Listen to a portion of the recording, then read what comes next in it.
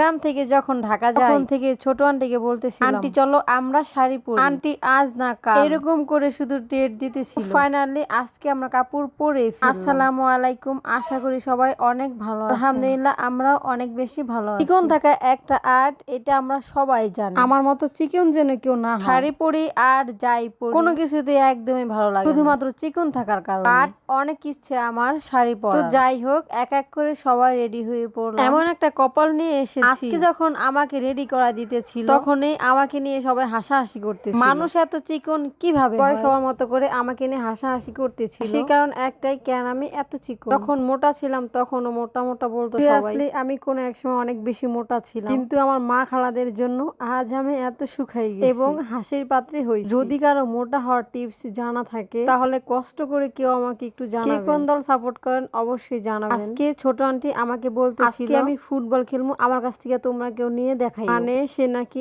একাই ফুটবল খেলবে, আমরা কেউ নিতে পারবো না। আপনারা সবাই দেখতে পারছেন আমি তার কাছ থেকে নিয়ে দেখাই। ছোট ছোট বাচ্চাদের জন্য আমাদের ফুটবল খেলা হলো। ছোট ছোট বাচ্চারা চিৎকার করে একদমই আমাদের কাছ থেকে ফুটবল নিয়ে তারপরে আমাদের আর কি করার আছে, এক করে সবাই ছবি ভিডিও তুলে নিলাম। আজকে আমার একদমই কোন রকমের ছবি ভিডিও তুলতে ইচ্ছা করতেছে, কারণটা হচ্ছে আমাকে এত পরিমাণে বাজে দেখাইতেছে আর সেটা দেখে আমার আন্টি অনেক আনন্দে আছে। মানে আমি কেন এত চিকন এটা নিয়ে সেই তখন থেকে মজা করতেছে। দিক দিয়ে আমার ছোট বোন দুইটা এবং ভিডিও এই দুইটা নিয়ে তারা মহাব্যস্ত। সাথে আমিও ভিডিওতে একদমই ব্যস্ত হয়ে পড়লাম। অনেক কষ্টের পর আজকে শাড়ি পরছি, মন খারাপ করে বসে থাকলে তো আর হবে না, তাই তো সবার সাথে একটুখানি মজা করতেছি। বলতে আমি চিকন হওয়ার কারণে পরিমাণে কথা শুনতেছি। আর এদিক দিয়ে আমার মামাতো বোন আমাকে বলতেছে, আপু তোমার পায়ে ধরে আমার কিছু ভিডিও এবং ছবি তুলে দাও। ওদের যন্ত্রণাটা ছোট বোনের পায়ে ধরার জন্য ছোট বোনটাকে কিছু পিক তুলেই দিলাম। ওদেরকে একদমই আমার ভালো লাগে না ছবি ভিডিও তুলে দিতে। কারণটা হচ্ছে ওদের যত ছবি ভিডিও তুলে দেই কখনো বলবে না যে আপু হয়েছে আর পিক তুলবে না। মানে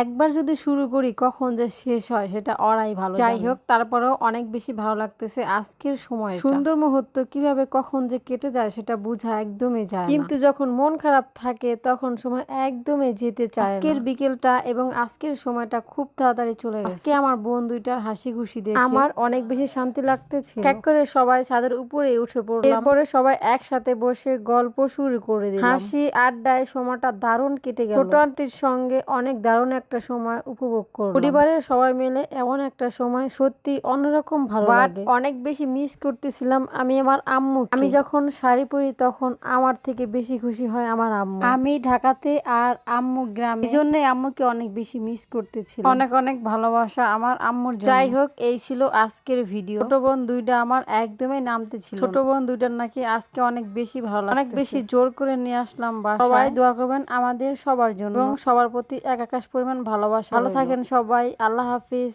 টাটা, বাই বাই।